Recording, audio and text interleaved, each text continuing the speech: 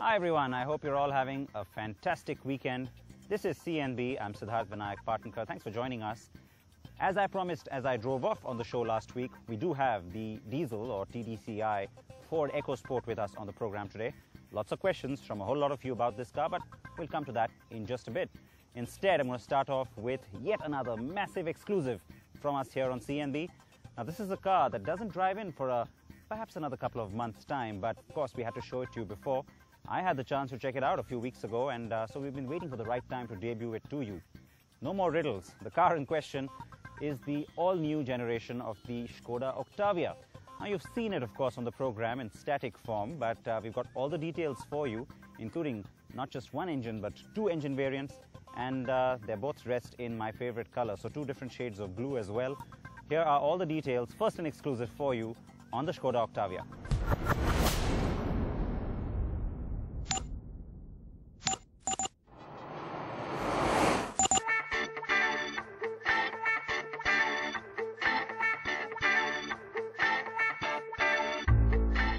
It was quite a gamble on the part of an unknown Czech brand to enter a market it too had little idea about. Nor did its parent, the Volkswagen Group. But yet, Skoda came to India in 2001 with hope, and the first generation Octavia hatch was a hit.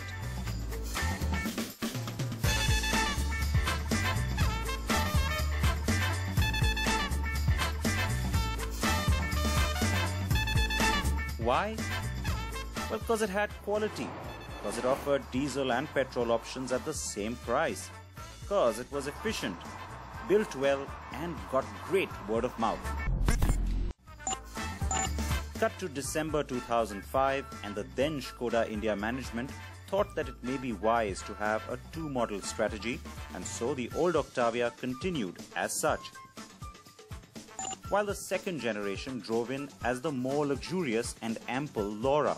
The name was not popular, but the car was, and again its equipment levels and overall value impressed.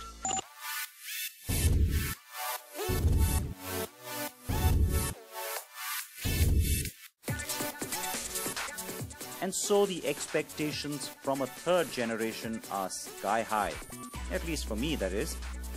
There is so much that's new here, so it's a definite generational leap. The new car is less heavy to look at, has a clean and sleek form, is very much the embodiment of the new Skoda design language, but most important, it's built on the Volkswagen Group's new MQB or modular platform. After the Audi A3, the new VW Golf and the USA-specific Passat, the Octavia ventures into this new territory. It's a bold new step for Skoda too, as it means a lot of re-engineering and retooling at its mother plant. So, the point I'm making is that this is also a very modern car. Even though at first glance it may seem very akin to earlier Skodas or other cars from the VW stable, I especially found hints of the first and fourth generation Audi A4 in this car. There's something about us filming in Europe with a beautiful blue car, and it always happens that the heavens open up and it starts to pour. Well, it's made things pretty pleasant for us today, and it's not oppressive or anything like that, but got to figure out the answer to that question at some point. Okay, let me not bore you with that. Let's talk about the styling.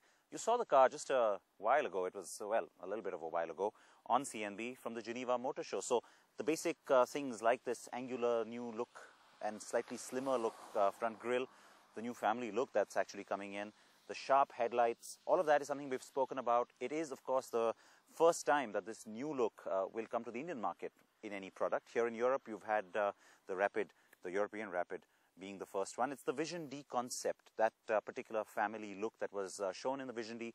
All of that is now starting to come through. So the upgrade on the Superb that comes later on in the year, and then all the new generations like the Fabia, etc., they'll all carry through this particular slightly more aggressive, slightly more athletic looking styling up front. Now, to some people, the looks are going to continue to remain typically Skoda, and so perhaps a little bit boring. But to those who wanted to see something new and something a little more contemporary, you get that from this face.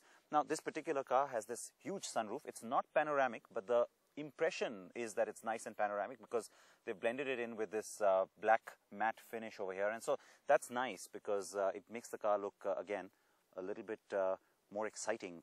Sharp line on the side too, complements all the nice edgy lines you're seeing everywhere in the car. And then there's this particular angle of the hatch door at the back. It makes the car look fairly ample. It is interesting how they have, of course, stuck with the overall styling, which gives it the impression of being a sedan. That's something in India, of course, remember, goes down pretty well because you want the car to look like a sedan. You don't want it to look like a hatch. Look at the car overall, and it's interesting.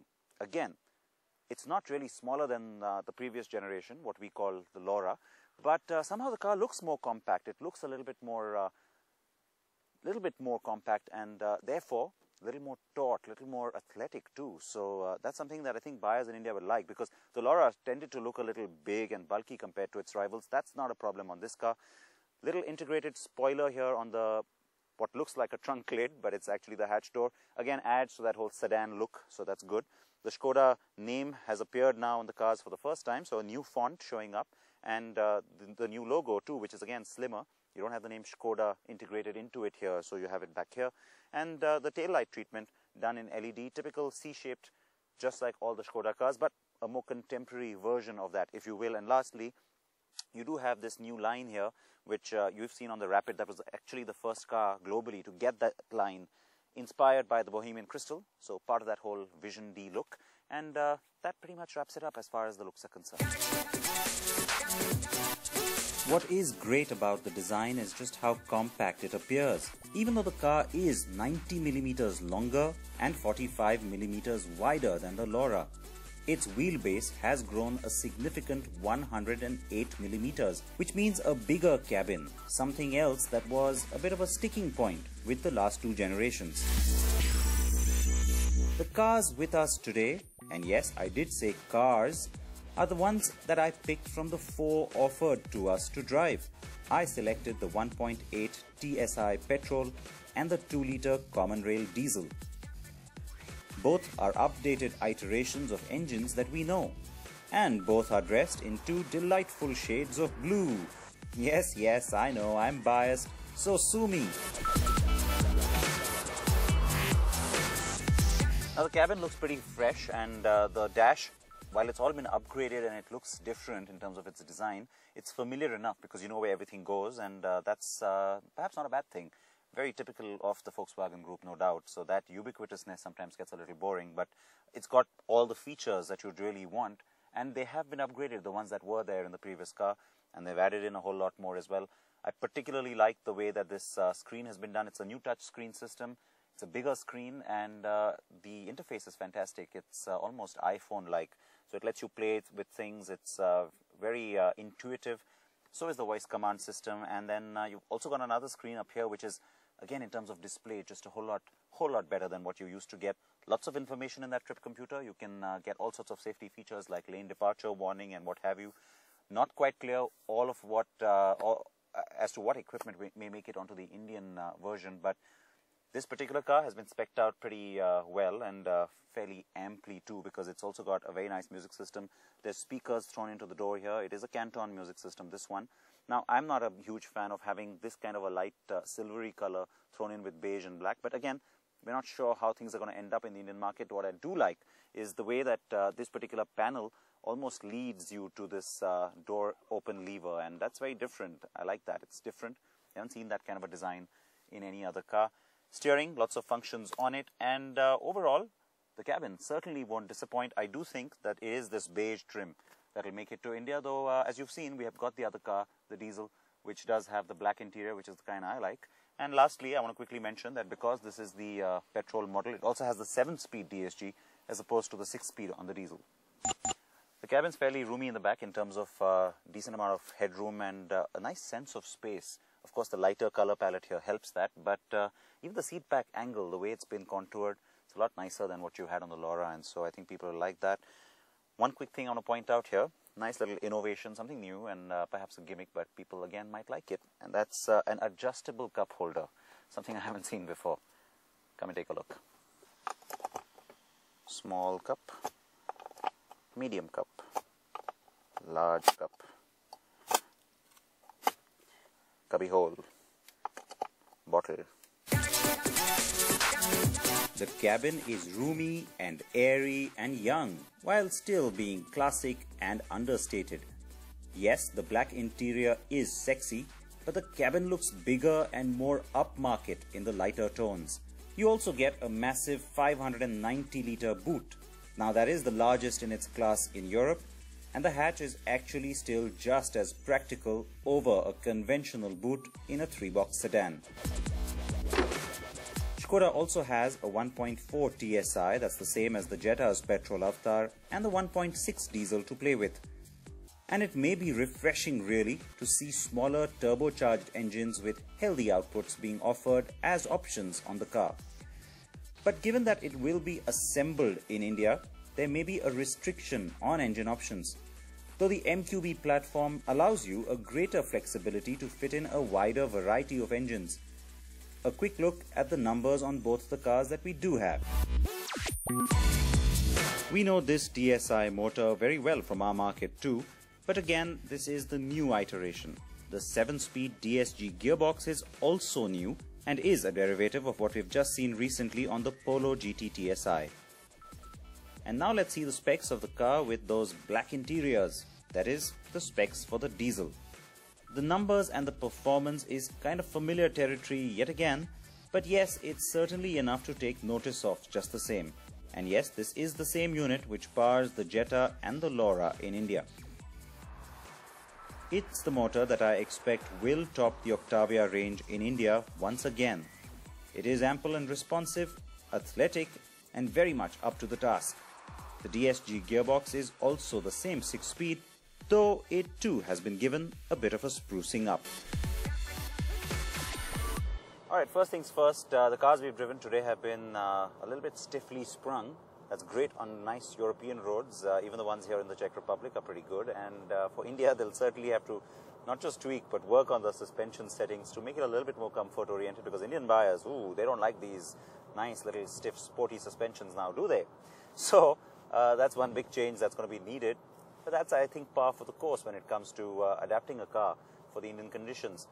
The two engines that we've driven today are, of course, engines that we know from the Volkswagen Group family. But the point I want to make is that there seems to be a reluctance now to bring in petrols, because most of the sedans are now driving in diesel only. I do think Skoda will offer both options. I think there will also be an option of automatic and manual. There is that nice new DSG gearbox which offers, the updated one, which offers 7-speed transmissions with the petrol. Not so sure about that making it to India, it becomes too pricey, but yes, this particular 2-litre common rail unit, we know it well, it is ample, and frankly, the performance on that is as sweet as ever. You also get options like lane change assist, adaptive cruise control, the auto parking pilot, and a lot more than before. I do expect Skoda to get a bit aggressive here, as the segment is quite crowded with strong rivals like the Hyundai Elantra, the Chevy Cruze, its own cousin the Jetta, and let's not forget the next generation Toyota Corolla, which will drive in 2014. The point to remember, however, the entire segment has been shrinking, with buyers preferring either slightly lower priced and more compact sedans like the Verna, or SUVs like the XUV 500. So Skoda will need to pull the rabbit out of the hat, as it were. And it's not as if this car needs to do more. It's just that Skoda will have to get buyers to see it on their radar. Once they do, I have no doubt the Octavia will do enough to impress the very choosy Indian buyer. And of course, pricing will also play its part. The car arrives by the festive season.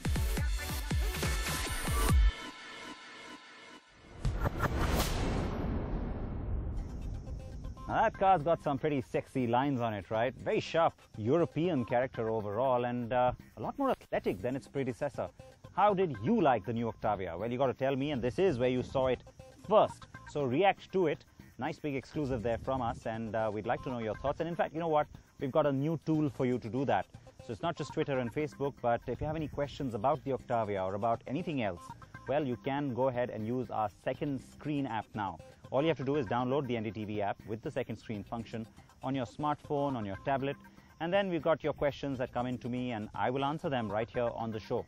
So something new for you to look out for, and here's something else that's new for you to look out for. We will have details now coming up on the diesel EcoSport, but when you talk about it, you simply can't ignore its competition. Well, that's the other thing so many of you have been asking me, right? How does it compare to the Duster? And not just the Duster, but overall in the market. Where does it really fit into this new urban sort of segment that's developing? We'll answer all those questions for you after a very short break, a quick tutorial on how that second screen works.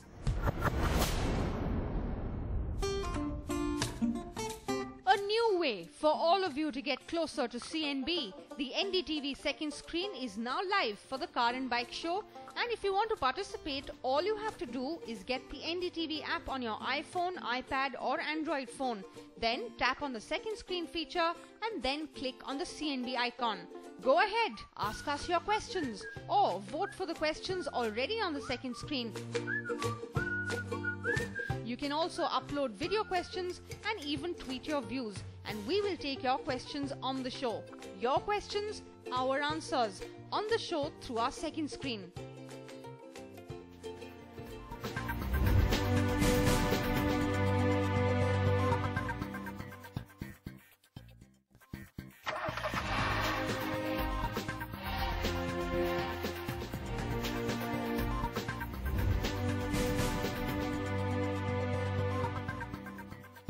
So it is going to be the battle of the year, at least that's how all of you are calling it, the Duster versus the EcoSport.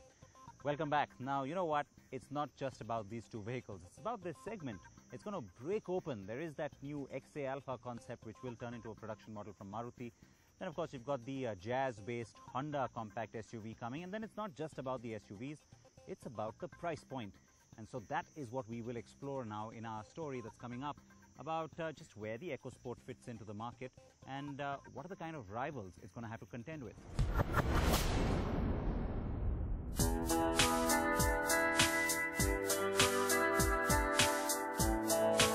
Easily the most anticipated car of the year, and yet one whose much delayed launch is slowly becoming a total buzzkill. While Ford has finally announced a launch date next week, let us bring you the details as promised on the diesel EcoSport. Ample specs? You bet, though a 6-speed manual gearbox would have really hit the spot. The car is energetic, but in city traffic you get a little bit tired of the frequent gear changes, and so I still believe that the 1-litre petrol EcoBoost will impress you just a little bit more. But now that we have this car, I also want to address all the queries that you've been sending me on it. But what about the inevitable face-off that's waiting to happen?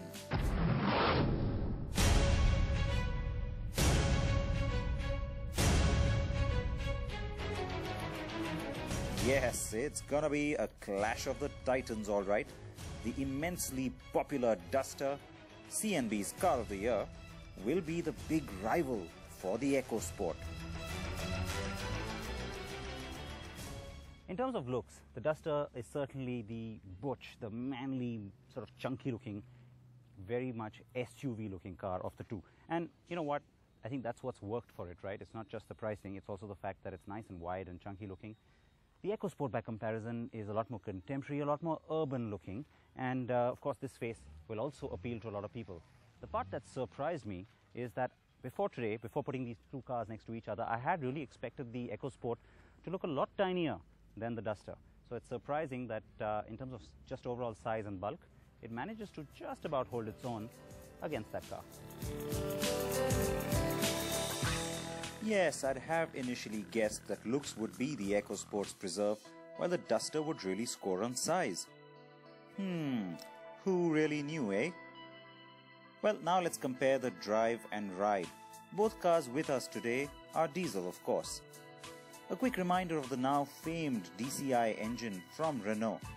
It is also ample, reliable and hardy, with a surprisingly smooth and easy to use drivetrain. There's a sense of grunt. You hear the engine, of course, a lot more, but it's not just that. Overall, you get this big brute sort of a feel from the Duster in comparison to the EcoSport.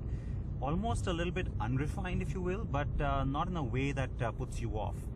Now, the car is surprisingly nice to drive. It is comfortable, it's easy, and it maneuvers really well. has a car-like feel to its drive, and yet you have a nice commanding SUV-like position. So it's a good blend of being a brute and yet being a city car, and I think that's what people have liked about the Duster. Handling is also surprisingly good, not too much roll, and the gear shifts, the overall kind of sense of power you get from the engine, those are its attributes that I think have become its USPs. So it's a tame beast that fits the bill as a city car too. Now back to the EcoSport. There's a certain sense of refinement that I said perhaps wasn't there in the Duster. You definitely get it here on the EcoSport. Now we've already told you what we think of the handling and the overall ride and performance feel on the 1-litre EcoBoost engine. I can tell you the diesel is also fun, it's also sporty, and it's also fairly athletic. On the Fiesta, the same engine had a very slight sense of lag in the lower gears and especially at lower RPMs. You don't get that on this, and so which is what I think has been worked on. So full marks to Ford engineers on that. Also the way it's been mated to the gearbox, again it's a similar unit, similar package, but it seems to work better on the EcoSport. So good to see that the diesel is also fun. It's also sort of, you know, a sporty package, just like the 1-litre EcoBoost was. And well, the fact that you also have a few gadgets thrown in, you're surrounded by a slightly more plush interior, well, that adds to it, doesn't it? The EcoSport has a good driving position, but clearly doesn't otherwise feel as SUV-ish to drive as the Duster. It's no surprise really that the sense of space you get from the cabin of the Duster is a lot better than the EcoSport. Better headroom, better legroom, and a much wider seat. So you put 3 adults here, it's not going to be as tight a squeeze as it is on the EcoSport. And you know what? There's another big advantage here. You get this rear AC vent. Such a big deal here in India, right? For sure. And you also get this drop-down armrest. Not much of a feature really if you think about it, but when it's not there, you do miss it. And I remember saying that even when we drove the EcoSport 1-litre, and especially on highway drives, you know, this adds a little level of comfort, something that you need, I think, in these cars, and it's surprising that the EcoSport doesn't have it. What is nicer about the EcoSport's cabin is that it's a lot more plush, a lot more contemporary looking. This one looks a little drab by comparison. Yes, indeed it does. The Microsoft-developed Sync voice-guided system in the EcoSport is a bit complicated, but it certainly is a USP. Even the music system has a way better sound quality than the Dusters. But the top-end Duster has navigation now, while also offering Bluetooth and easy-to-access controls behind the steering wheel. A quick price check on the Duster. I do believe the EcoSport needs to just undercut these prices, which anyway have steadily gone up over the past few months. Which brings me to the larger point of the price points that I think that the EcoSport should, and yes, I'm saying should, launch with next week. While the top end should indeed combat the Duster, the entry pricing should take on the large premium hatchback. This could be a masterstroke from Ford, one that will trouble the likes of the very popular Hyundai i20. Now, a lot of purists are going to cry bloody murder saying, hang on, what are you doing? Comparing a hatch with an SUV? Well, this is not really an SUV, but you get the reason why I say that. Now, the buyer doesn't think that way. And it's the beauty of the positioning, if you will, for Ford, the big advantage for Ford, where this car can actually attract people from both ends of its segment, and so which is why it becomes relevant to talk about the i20. Now, had Ford been brave enough to bring in, and perhaps even logical enough to bring in the Fiesta hatch, I do believe the i20 would have really faced a lot of heat, because the Fiesta hatch has just done so well globally. It works beautifully as a package. We have showed it to you on the program as well, but waste of time, because that car isn't coming here anytime soon. And even now, if Ford changes its mind, I do believe there is a market for the Fiesta hatch, because look at the kind of success that the i20 has had. Why is that? You get a large, ample hatch, which is spacious and roomy, which is well appointed, which gives you lots of options. And mind you, it is the rather fully loaded variants that have actually ended up doing well. And it is the top-end variants that we are comparing to the EcoSport, because that's the buyer who might say that, hang on, maybe I want to spend just a little bit more. Maybe I want to look at a slightly different appeal and get into something which looks bigger, more contemporary, and of course appeals to that almost obsessive Indian sensibility of wanting to own an SUV. In terms of size, of course this car is taller, but you can see that it's not a whole lot bigger. In fact, if anything, the i20 starts to look almost the same length as the EcoSport does. And in terms of cabin space also, I think the two are fairly evenly matched. In terms of equipment, the sync system on the EcoSport certainly goes ahead. But why am I doing all the talking? Let's get inside and give you some of these details. That's right, the i20, the Polo GT et al. Will face some heat now, as for the very first time, they might be cannibalized by an indirect rival. As interiors go, the i20's cabin is reasonably well appointed. The plastics aren't great for sure, but you get a decent amount of equipment, including keyless entry and start, reverse camera, etc. The diesel i20 has been the best seller for sure. A quick reminder on its specs. The CRDI motor has served well. Power and torque are similar to the EcoSport TDCi, but it is the 6-speed gearbox. That's a great step up. The thing with the i20 is that the engine's ample enough. It's a comfortable enough drive. The car is very easy to drive, but when it comes to handling, it's not too sporty. Steering wheel's all right, it's reasonably precise, but there isn't very much of a dynamic feel to this car. So it's not boring exactly, but yes, when you compare to something like the Swift, the i20 was never one of those that seemed like a fun to drive or a driver-oriented car. And I think that's where the big difference lies between this and the EcoSport, because despite the tall height of the EcoSport, it is definitely a lot more fun to drive. There's also a little bit of lag that creeps in, especially at lower RPMs here on this engine. The CRDI otherwise is a very effective motor, but yes, I think that lag is again something that goes a little bit against it. And so yeah, on the overall driving experience, I have to say the EcoSport definitely stays ahead. And finally, a quick scan of the prices for the diesel i20 variants tells you that this isn't a cheap car by any means, and yet also shows you the chasm that Ford must bridge.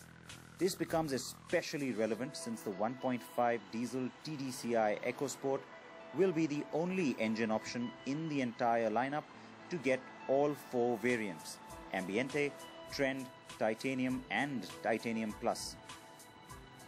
So there is a chance to get aggressive and notch up the sales. It's got to be the diesel that's got to do it. Here's hoping that Ford India sees it that way. Prices next week will definitely be worth looking out for.